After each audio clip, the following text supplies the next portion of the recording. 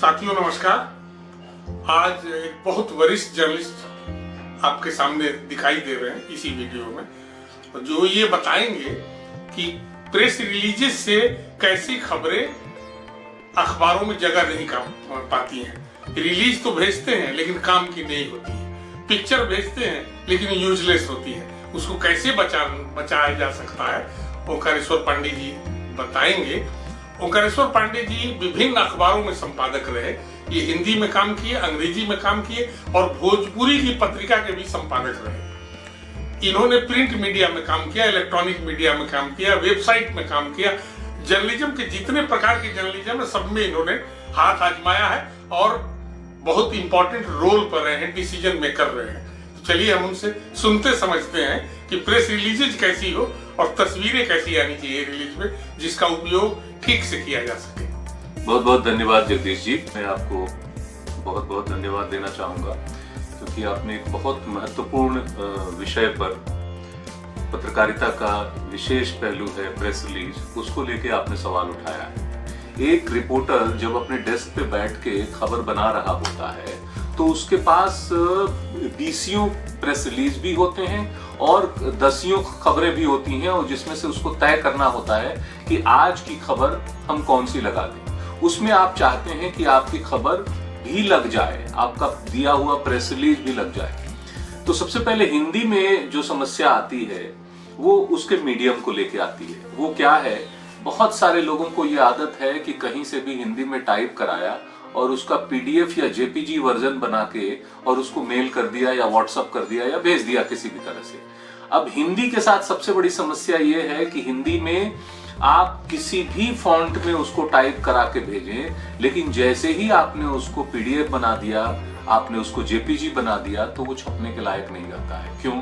क्योंकि उसको वहां से उठा के और उसको यूज नहीं किया जा सकता है।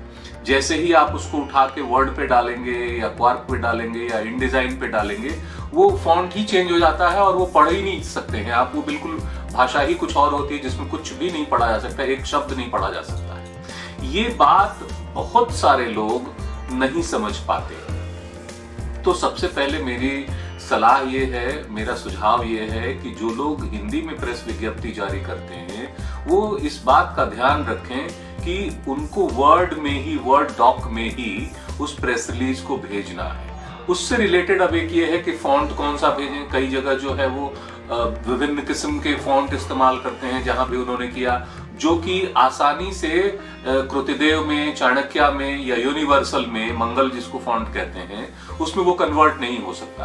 तो ये जो और कन्वर्ट होता है तो बहुत सारे उसमें लेटर्स टूट जाते हैं या नए लेटर्स जो उसमें ऐड हो जाते हैं। उसको क्लीन करना, उसको साफ करना, उसको उस एरर को दूर करना इतना लंबा काम होता है कि एक रिलीज में ही आपको पता चला कि 45 मिनट लग रहे हैं, 1 घंटा काम लग रहा है उसमें खामखा।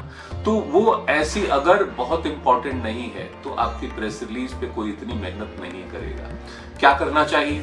कोशिश ये करनी चाहिए कि यूनिवर्सल जो कोड है हमारा, फॉन्ट है, वो है मंगल फॉन्ट। इसीलिए उसको यूनिकोड कहते हैं क्योंकि वो विभिन्न माध्यमों में, आप चाहे मोबाइल पे भी उसको खोलें तो वो वैसा ही दिखाई देगा, वैसा ही पढ़ने में आएगा। आप चाहे किसी और फॉन्ट में ले जाए, किसी और प्लेटफॉर्म पे, तो वो भी वहां पढ़ने लायक होता है। ये फॉन्ट यूनिकोड हो और फॉर्मेट वर्ड डॉक हो, ये हमेशा याद रखिए अगर आप चाहते हैं। क्योंकि छपने के लिए आपको लगता है कि पीडीएफ में से पढ़ के उसको रिपोर्टर पूरी खबर को टाइप करे, तो वो टाइप करेगा, लेकिन कब करेगा?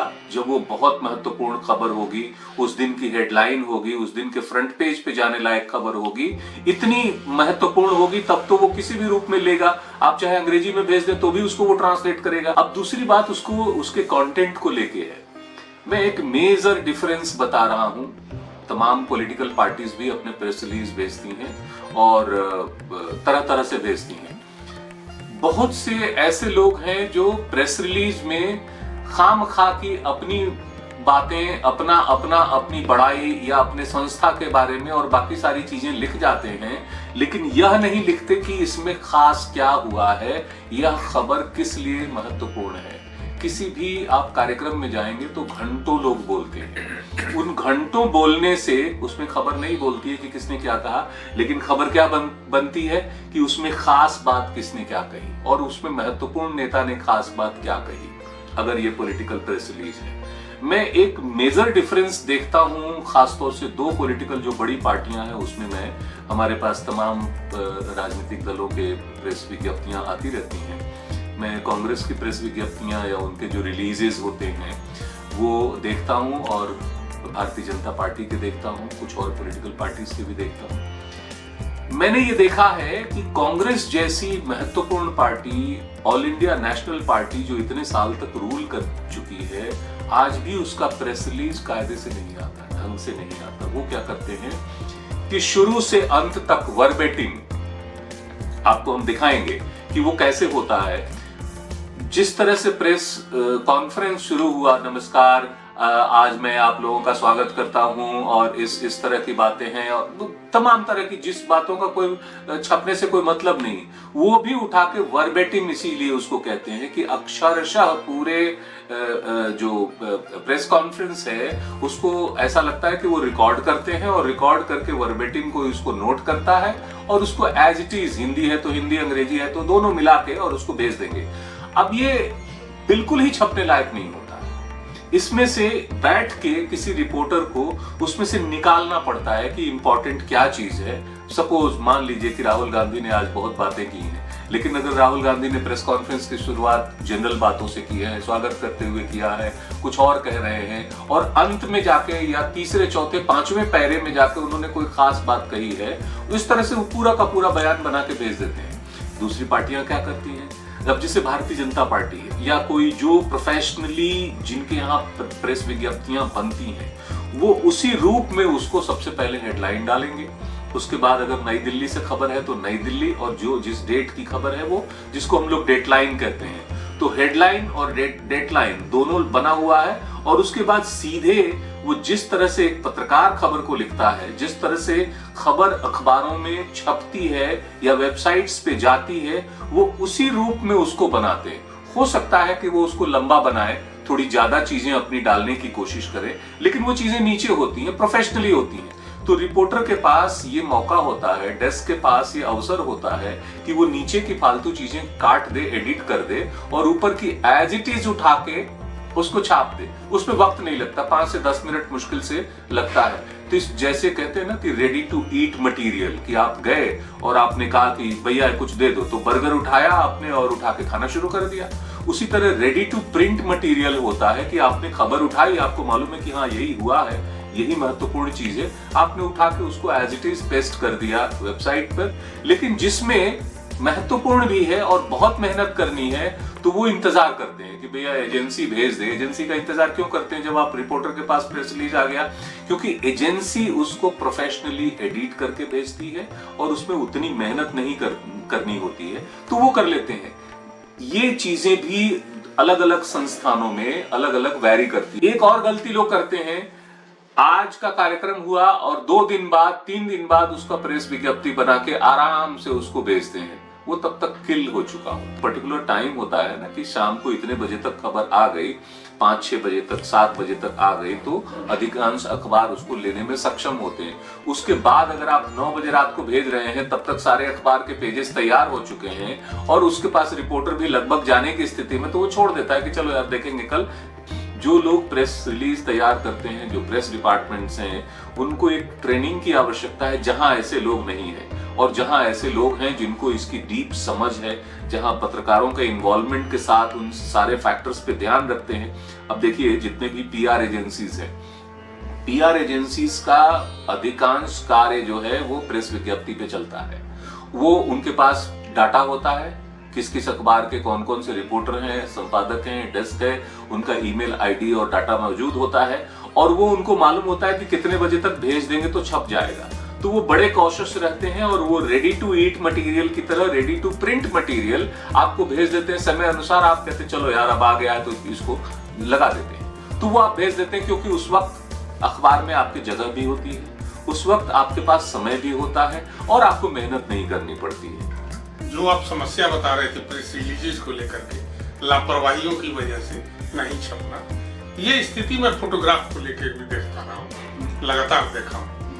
बहुत सारी पॉलिटिकल पार्टियों के भी आते हैं, संस्थाओं के आते हैं, इवन राष्ट्रपति भवन की जो रिलीजेज आती थी, अब उस चूज करने वाले ने महामहिम को हाईलाइट करने की कोशिश की, पूरे आभा मंडल को तो दिखाया, लेकिन खबर उसमें छुप जाती है, छोटा सा इमेज होता है। और हालात ऐसे होते हैं कि अगर मैं उसे बहुत क्रॉप करूं और बहुत बढ़ाना चाहूं तो भी वो भाव नहीं आ पाता जो पाठक, आकर्षित पाठक को हम कर सकें अखबार में। तो ये समस्या इस लेवल पे भी हो रही है। सारी व्यवस्थाओं के बाद राष्ट्रपति भवन जैसा या प्रेस इंफॉर्मेशन ब्यूरो जैसा जो इतनी बड़ी संस्थाएं, जो खर्चे का कोई डर भय भी नहीं है, काफी कुछ बजट्स होते हैं, इसके बावजूद अखबार बहुत कम उठा पाते हैं। अब वो देखा ये गया है कि जब पीआईबी की रिलीज से फोटो आई तो उसको पीटीआई ने क्रॉप करके, ठीक से कैप्शन करके, न्यूज ही बना करके उसे भेज दिया, तो उसे तो उठा लेते हैं। पीआईबी की साइट से उठाना दिक्कत होता है। तो ये सुझाव एक है कि इस पर ध्यान देना चाहिए। और मैं फोटो से संबंधित रहा हूँ जिंदगी भर, तो मैं ये कहना चाहूंगा कि ऐसे लोगों की एडवाइस, सेवाएं लेनी चाहिए ताकि इसमें सुधार किया जा सके। तो ये दोनों चीजों में एक तकलीफ दिखती है। अभी मैं देख रहा हूँ आजकल उत्तर प्रदेश के मुख्यमंत्री की जो पीआर लोग देख रहे हैं, उनके यहाँ से रिलीजेज आ रही है, 20-20, 15-15 फोटो आती है चीफ मिनिस्टर की। एक भी पिक्चर में कोई भाव, एक्सप्रेशन, इमोशन कुछ नहीं होता, जबकि दिखाई दे रहा है कि वहाँ इमोशंस हैं।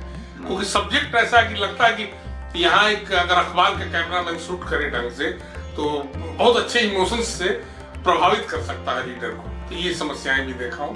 बहुत धन्यवाद आपका। चाहे वो प्रिंट का माध्यम हो, चाहे वो टेलीविजन का माध्यम हो, टेलीविजन में तो पिक्चर के साथ साथ आपको विजुअल होने चाहिए। जैसा आपने बताया कि खामखा की चीजें उसमें ज्यादा है और जो मूल चीज है उसमें है ही नहीं, भाव है ही नहीं। ठीक, मैं वही आपको बताना चाह रहा हूँ जो आप बता रहे थे, जो गैर जरूरी बातें हैं। हाँ। दोस्तों नमस्कार, ये जो चीजें होती है ये पिक्चर में भी होती है, मूल जो घटनाक्रम वहाँ हुआ है उसको नहीं दिखाया, वो गायब हो जाता है। तो ये बड़ी समस्या आती है। इसमें 2-3 फैक्टर्स हैं। एक तो आपको अगर प्रिंट के लिए अगर आप भेज रहे हैं तो रिजोल्यूशन का ध्यान रखना चाहिए। मुझे ऐसा लगता है कि अगर हाई क्वालिटी फोटोग्राफ नहीं है, लो रिजोल्यूशन फोटोग्राफ है, तो वो छपने के लायक नहीं रहता। आजकल मोबाइल से तस्वीर खींचने का वो चलन है। मोबाइल को जनरली लोग ऐसे शूट करते हैं, ये ऊपर से नीचे लंबा। अब ये ऊपर से नीचे लंबा, इसको अगर फैलाया तो आप सकते नहीं है। तो तस्वीर हमेशा मोबाइल से अगर ले रहे हैं तो ऐसे करके लें ताकि वो पूरा का पूरा स्पेस दोनों साइड नजर आए। अगर इधर से क्रॉप करना हो, इधर से क्रॉप करना हो तो वो काट सके और ऊपर नीचे स्पेस हो एडिट करने का, क्रॉप करने का। अच्छा, मैं थोड़ा सा इस पर बता लूं क्यों हॉरिजेंटल फोटो होनी चाहिए। जैसे पंडित बता रहे थे कि वर्टिकल नहीं, हॉरिजेंटल। एक्चुअली हॉरिजेंटल पिक्चर जो चौड़ाई में होती है उसमें इंफॉर्मेशन ज्यादा होती है। लंबाई की पिक्चर में सूचनाएं घट जाती है, चौड़ाई की पिक्चर में सूचनाएं आती है। पिक्चर के जो आगे पीछे है, जो पिछला हिस्सा है, वहां से उसका पूरा बैकग्राउंड नजर आता है, कहाँ है, सूचना ज्यादा आती है। इसलिए हैबिट होना चाहिए कि वर्टिकल नहीं। वर्टिकल तो ये समझिए कि न्यूज पिक्चर जहां तक है या फीचर भी है तो वर्टिकल तो इतना बिरले जरूरत पड़ती है। वो कुछ इस तरह का सब्जेक्ट वो होता है जिसमें लेंथ की जरूरत हो नीचे से ऊपर तक, जो इतना कम होता है कि 100 में से 10 भी नहीं होता। तो खबर को हमेशा एक रिपोर्टर की नजर से देखिए, अखबार जो छापते हैं उनकी नजर से देखिए कि वो किन चीजों को प्राथमिकता देंगे। आप खामखा उसको छुपाना चाहें, बचाना चाहें और अपनी चीज हाईलाइट करना चाहें तो आप दरअसल अपनी खबर को किल कर रहे होते हैं। यही मंशा है कि पॉलिटिकल पार्टी हो या कोई भी हो, जो रिलीजेस भेजते हैं वो सुधार करके भेजें ताकि यूज हो सके। नहीं तो उसकी इतने एक्सरसाइज जो हो रही है वो व्यर्थ चली जाती है, मजा नहीं आता, मटेरियल भी नहीं मिलता। बहुत धन्यवाद आपका।